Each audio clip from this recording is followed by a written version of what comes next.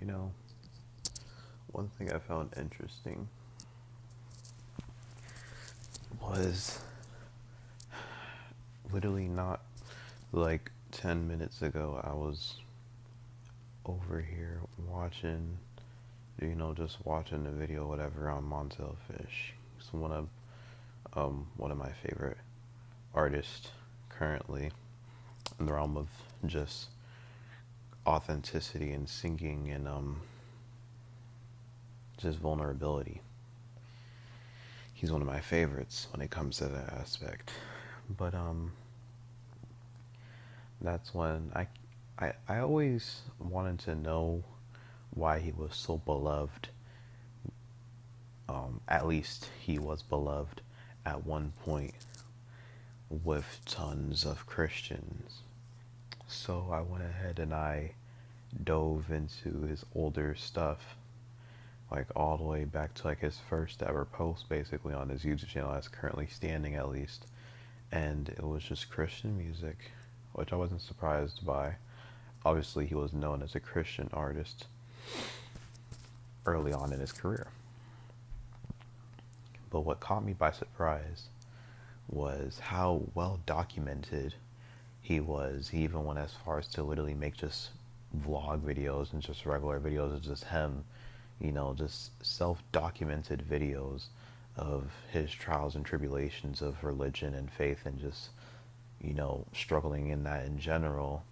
And also just his journey on, not smoking weed for a certain amount of years and stuff like that. It was very interesting to me. And it inspired me, if anything, to, not that aspect, but what inspired me was seeing how he was able to go ahead and put himself out there and he knew who he was.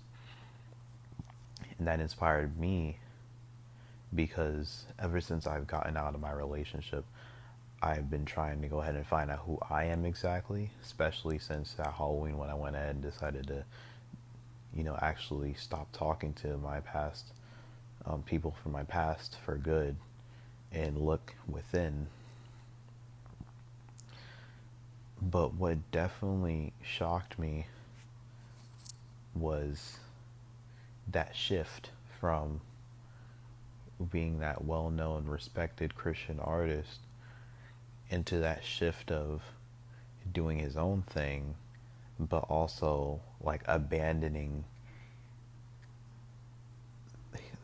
How do I even put this into good terms? Not necessarily abandoning, but he kind of just. I mean, in a way, it was abandonment. I can't really say it wasn't, but that abandonment that he went ahead and did, and then to go ahead and basically just start smoking cigarettes as well, and doing all this other stuff, which they called secular, doing all that, essentially spitting in the faces of his Christian fans, and obviously them, feeling some type of way about it. That definitely piqued my interest. 'Cause I was like, wow, that's when it hit me. Us as people, as individuals, are willing to go ahead and do anything when it comes to something that we want really badly. For him, it was, to be known. For him, it was to have his music be known to people on a wider scale. He didn't want to be just stuck in that box of, and this I can actually say, he didn't want to be stuck in that box of, being labeled a Christian artist. He wanted to go ahead and be known for more than that. That's obviously why he went ahead and took that route. I'm pretty sure I even heard him say it himself, how he didn't want to be stuck in that box. That's why it hit me like whenever it comes to us, when we're truly honed in on something, when we want something, we'll do whatever it takes because we're human.